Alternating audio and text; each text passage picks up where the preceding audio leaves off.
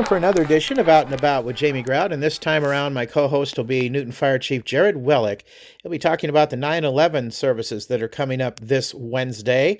It'll be held at the fire department. You'll want to check your calendar for that and salute all those heroes that sadly lost their lives on 9/11, plus the only person in Iowa that's a civilian that lost their life on 9/11, that person Jim Clear from Newton. He'll also be talking about the functions of the Newton Fire Department and the EMS EMT services that they offer, so hang on for that. But first, a word from our sponsors, including Clement Mackey Insurance on First Avenue in Newton. They are your independent insurance agent, which means they're associated with several insurance companies to find you the lowest insurance rates. Clement Mackey, where your insurance policy comes with an agent. Give them a call at 641-792-5040. 641-792-5040. Ryan's Tire and Auto on First Avenue in Newton. They have great quality service, and if you need an oil change or need to get some quality tires, that Ryan's is the place to go. You betcha. Ryan and his team are the best. Quality work and customer service second to none. Give them a call at 641-841-2134. Also, Newton Clinic PC, they have immediate care, no wait, same-day walk-in and urgent care available now. At Newton Clinic, they understand that health concerns don't always follow a schedule. That's why they offer same-day walk-in and urgent care appointments to provide you with timely and efficient care when you need it most. Now, there are hours for urgent care Monday through Friday, 7:30 a.m. to 8:45 a.m., and in the afternoon, 4:45 p.m. to 6 p.m. Also, Saturdays, urgent care is available from 9 a.m. to noon. Check them out at newtonclinic.com. Also, a newsletter, you call it. I guess you could call it an advertising letter that goes out to the convenience stores around the area, Casey's, along with Hy-Vee Fast and Fresh and others. And that is Free Classified Weekly. If you have anything for sale like cars or farm and lawn equipment, or want to know what's going on, they have that for you on Free Classified Weekly. Check that out. Also, Jersey Freeze on Highway 14, just south of Monroe. You bet. Just go across Highway 163, and you'll find Jersey Freeze right there as you just get past Monroe. I'll tell you what, they have delicious malts, shakes, and sundaes along with banana splits, and you can pick from their selection of chopped up candies to be blended with Jersey Freeze ice cream. Use their drive up or walk up window, and if my friend Van Harden were here, he'd say, try the Van and Bon Bon ice cream. It's good. AE used to have it, and when AE stopped selling Van and Bon Bon ice cream, Jersey Freeze got the recipe for it, and they have it there. Also, Pizza Ranch on I-80 and Highway 14 in Newton. Monday, they have half-price games. Tuesday, Kids Night with free kids buffet with the purchase of one adult buffet. Now, Wednesdays, they have double points, and you're invited to check them out on Facebook. And don't forget their Saturday and Sunday morning brunches. They're absolutely delicious. They start at 9 a.m. at the Pizza Ranch. Time for another edition of Out and About with Jamie Grout, and my interview guest today is Newton Fire Chief Jarrod Wellik.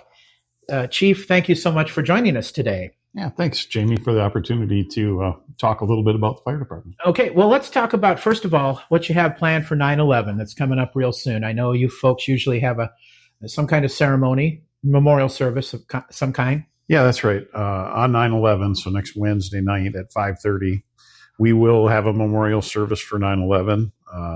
It'll be held at our memorial right out in front of the fire station. After the memorial's done, we'll have cake and stuff to kind of refreshments for everybody that comes. That's good. I know a few years ago you dedicated a sculpture out here in your lot. And what was that dedicated to? That was dedicated, it's a firefighter memorial. We call it a firefighter tribute.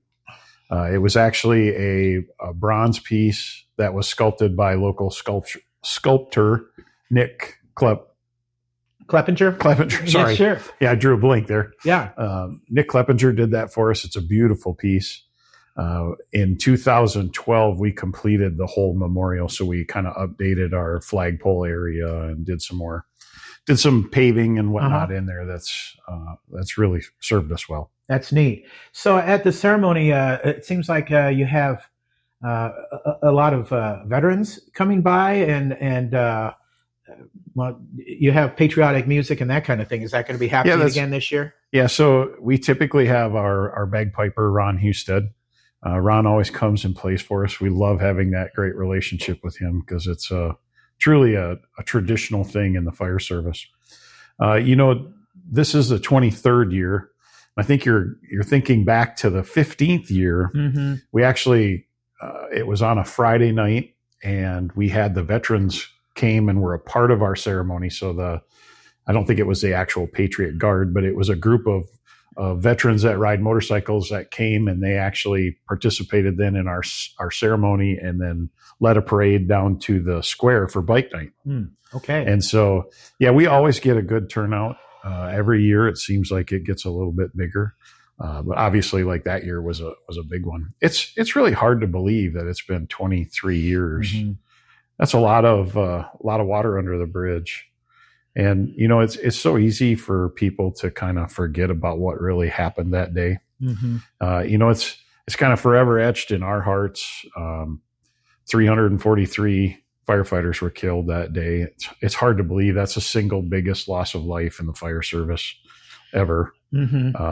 And it's hard for us to forget those kind of things. We're pretty, the fire department is pretty steeped in tradition. And so we hold on to those things, and we vow to never forget. We have that on our trucks. It's something that we live more than just profess, right? And we know, too, you take, the Clear family from Newton. Jim was in New York City on business that day and was killed in the attacks. And so Gene was very instrumental in the building of the firefighters memorial and tribute. And he has a nice stone out there with his name on it, and so on. And I know that she'll never forget what happened. His family will never forget what happened, and so we kind of try to maintain that. Yeah, he was the only civilian death in Iowa, from what I understand, from 9/11. I believe that's right. Yes. Yeah. And I see Gene all the time, and bless them, bless all the firefighters, for heaven's sakes. True heroes for sure. Yeah. So what time is this getting underway then? 5:30 p.m. on Wednesday night next week. Okay. Right on 9/11. Okay, sounds good. Let's talk about the fire department. And I've been in Rotary and seen some of your programs. It's very fascinating. And I don't know whether a lot of people realize this or not, but you get more EMS calls than you do fire calls. Yeah, absolutely. We were just running numbers. Last year we ran 3,500 calls, 3,544 to be exact. And of those, about 90% are EMS. So 3,152 calls were EMS calls. Hard to believe that 90% of what we do is EMS, but that's truly the face of the fire department in the community. Wow. That is amazing. What kind of training goes into both for the firefighters and for the EMS people? Because your firefighters double as EMS, don't they? Correct. Yeah. Everything is cross-staffed. That means that there are, on average, there's 6 people on duty every day. We have 2 shifts of 7 and 1 shift of 8. And those people are here for 24 hours. Then they're off for 2 days, and then they're back. So it's kind of a repeating cycle. So there is a lot of training that goes for both sides of it. On the fire side, we train them to a level. So it's called Firefighter 1 and Firefighter 2. We train them up to that level, and that gives them a basic understanding of fire. But it takes them years to master that craft, and it takes them years to master the equipment and tools that we have. So there's quite a bit of training that goes into that. On the EMS side, it's almost higher. It's more. And I say that we typically are hiring people who are at an EMT level or emergency medical technician.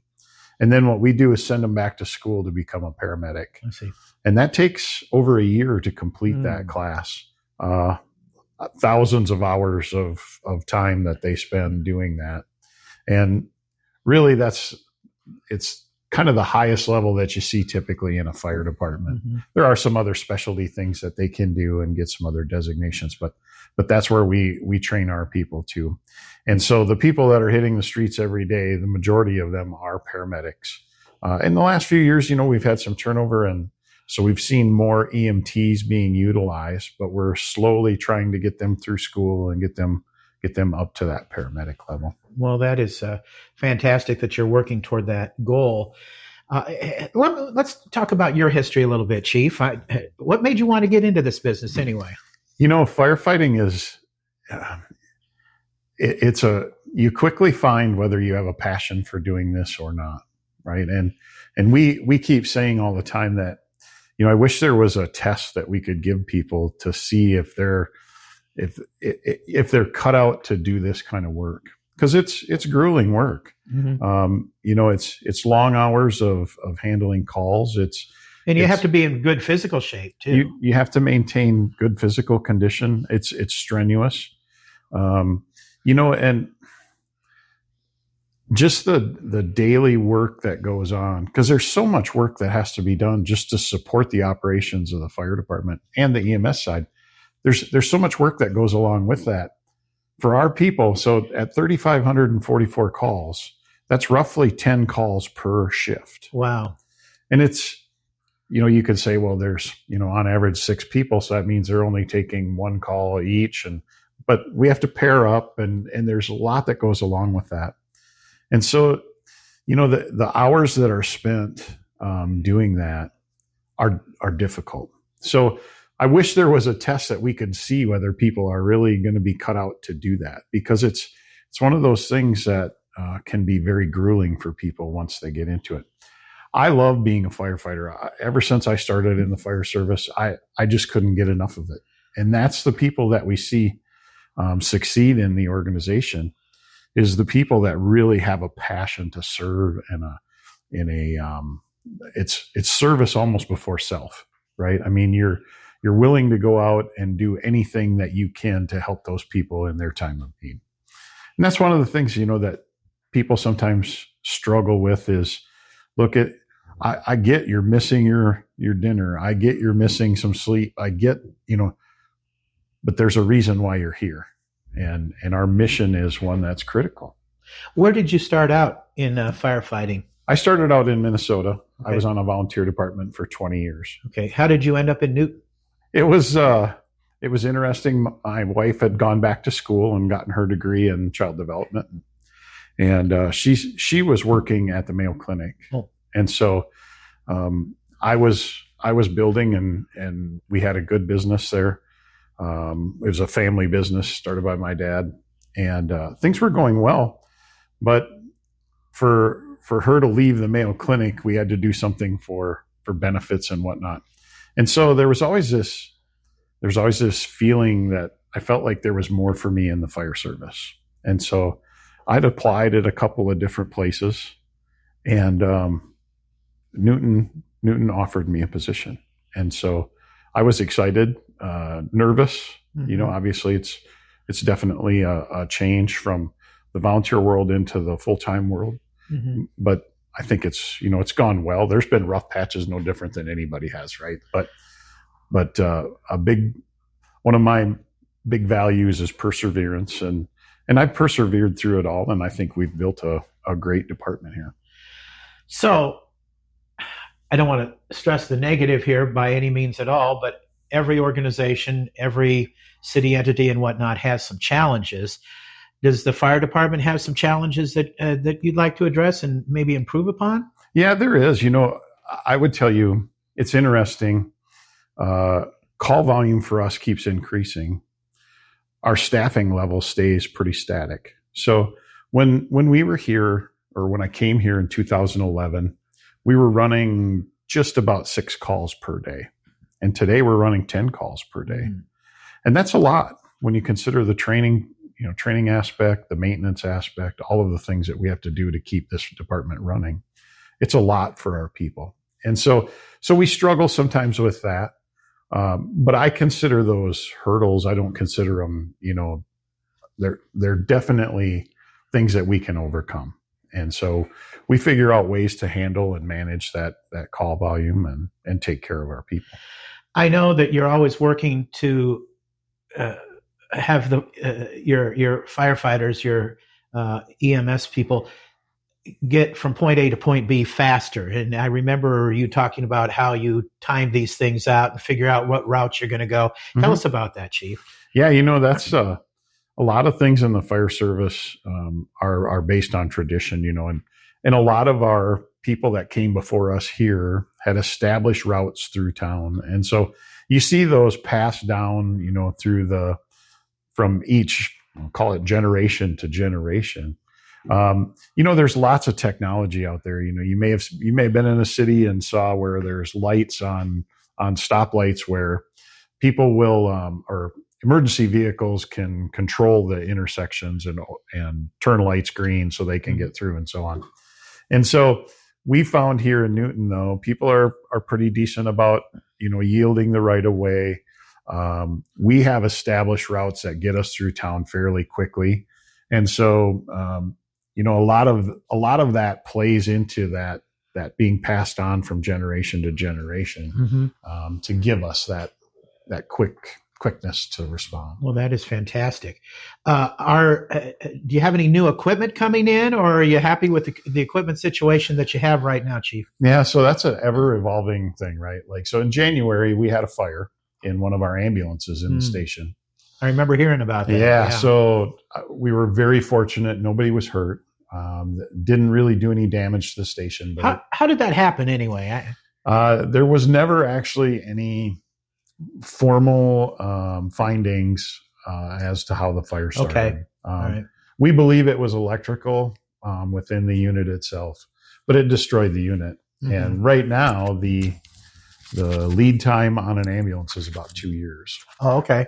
And so, obviously, when you're down an ambulance, you need to have that done quicker. We were able to work with one of our vendors. They had a chassis that was available. They're going to cut that down to about 1.5 years rather than the full 2 years, which is going to help us. And so we should see that by the end of 25, we should have a new ambulance in. City Council also was, they blessed us with another ambulance. So we ordered them both at the same time. So we had a little bit of savings there as far as, economies of scale with 2 ambulances instead of 1. And it looks like now that ambulance is going to be pretty close to the same time frame. I see.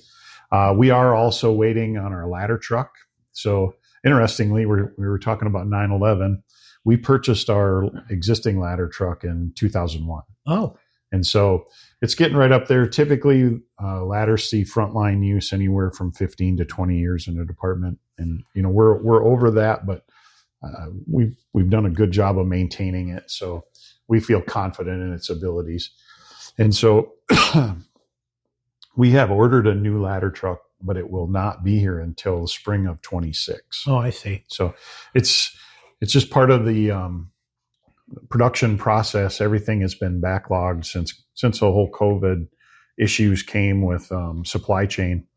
And right now, I believe they were 4 years on an engine, 4 years on a ladder. So yeah, definitely got some stuff coming. It has to be very difficult fighting fires, especially in the winter time. When I see it on the news and firefighters are out there, it seems very challenging. How do you folks train or deal with that kind of thing? Yeah, it's hard to train for that, right? Like tell somebody that you're going to be tucked in your bed and 5 minutes later, you're going to be out in 20 degree below temperatures and wind, spraying water. That's a hard thing to train for. But we have good equipment, right? So our gear that we wear, we don't keep it longer than 10 years. That's a standard through NFPA that we use. And the gear that we have is pretty good. So even with just light clothing on underneath, you can stay fairly warm out there. And it's good. It keeps the water off of you and so on. So, how do you keep the light? I suppose the water is always running, so it doesn't freeze up very easily. Yeah, that's correct. But gosh, I feel for you folks, and you're all true heroes for sure. I want to ask about communication. Let's say someone has a fire and they call 911, 911. How does that notice get to you guys, and what happens at that point? So when you call 911, the calls are processed through the Jasper County Sheriff's Office Dispatch Center. And they basically take in the 911 call and then they dispatch us by radio. So they have a radio system that trips tones in the station, which then says, this is the address you're going to and what you're going there for. So that process is pretty seamless, and they do a great job. I think last year, if I remember correctly, I think they handled about 45,000 calls. Wow. Yeah. Lots. Are you in need of more staffing? Yeah, we always say that you could use more staffing, and I think the numbers show that just the sheer number of calls show that we could use more assistance. We know that my city administrator and our council, they do a good job of taking care of us as far as getting us as many people as we can. Some of the cuts that came through legislature with property taxes and so on are going to be challenging for cities in the next 2 to 5 years. Mm-hmm. And we're no different, right? We realize that there's a significant gap that appears to be forming on the horizon. Yeah, so, budgets are tight everywhere. Yeah. For heaven's sakes. Yeah. So I believe we are adequately staffed. We do a good job of managing calls and getting people on calls. So I think good service. Okay. Well, anything you want to add before we wrap up? I think, the people around the community support what you guys are doing, and we do see you as a true hero. So big props. But is there any way that the average listener of this podcast can help out the fire department? Yeah. One of the things, October is Fire Prevention Month, and Fire Prevention Week is at the beginning of that. And, one of the things that people can do is check the batteries in their smoke detectors. The other one that I would say is make sure that you're checking your batteries in your carbon monoxide detector. Mm-hmm. And if you don't have those, call the station. We'll see what we can do to try to help you out. But changing those batteries in that is truly a huge fire prevention thing, because the sooner you can find out about something bad that's going on, the faster we can get there to help and lessen that impact. And fire extinguishers too. Correct. They need to be recharged at a frequent basis also. Right. Yep. So especially in a home, you should check your fire extinguisher every year, make sure that it's fully charged and it's functional. Within businesses, we require them to have them checked annually by a third-party vendor. So they come in and take a look at them and make sure that everything is good, make sure they're operational. All right, great. Okay, again, tell us about the 9/11 ceremonies. 9/11 ceremony at the fire station, 5:30 will be the start. We'll have Bagpiper Ron will be here, and then we'll have our memorial service, and we'll have cake and refreshments after. Come on out and support the firefighters. All right, Chief, thanks for talking with us today. That's Chief Jarrod Wellik of the Newton Fire Department. We're with Dana from Newton Des Moines East KOA. And Dana, I understand you have a new service you're offering. Yes, we do, Jamie. We are introducing our new Newton KOA handyman service. Is one of the services that we're adding. We have workers that have worked at our camp every season, and they would like to work for us through the winter. So we came up with they came up with our Newton KOA handyman service, where they're willing to come to your home, clean out your garage, clean any part of your home that needs cleaning, or your yard, take trash to the dump, do some lawn care and cleanup, basic home repairs, excluding electrical and mechanical stuff that requires a licensed person. We don't do that, but they'll also hang your holiday lights and put up Halloween decorations. And we can also do auto detailing. One of the guys that we have does auto detailing, and even one of our guys is a seamstress. He's great at sewing. So wow. If you need anything sewn, our Clarence can take care of that for you as well. That's great, man. They sound like a jack of all trades. That's right. And master of all, I'm sure. Exactly. We have Moses, who is great at tree work and brush work, so he can take down smaller trees. If it requires a lift, he'll let you know what he can and can't do on the tree end of things. And then Clarence, of course, he's a well-rounded, and Jeff does the auto detailing, and so does Clarence. We call it from mess to masterpiece. We can make it happen. Well, that sounds fantastic.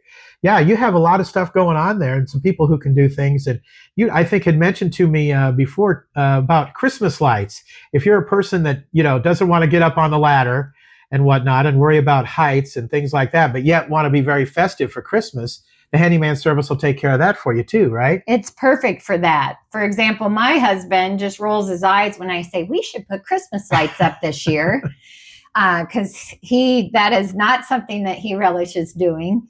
And but I like having Christmas lights up. So for our reasonable rates, it's a great deal to have our guys come out and put your Christmas lights up. All right, fantastic. Anything else you want to add? No, most of the work can be done on Wednesdays or Thursdays, so we can schedule it. We do have a 2-hour minimum for 2 guys required, and we are discounting our rate for our first 10 jobs that we take. So if you're hearing about this and you need your garage cleaned out so you can park your car in the garage this winter, please give us a call at 641-792-2428. Give us that number one more time. 641-792-2428. Thanks, Dana. Until next time, out is out. See ya.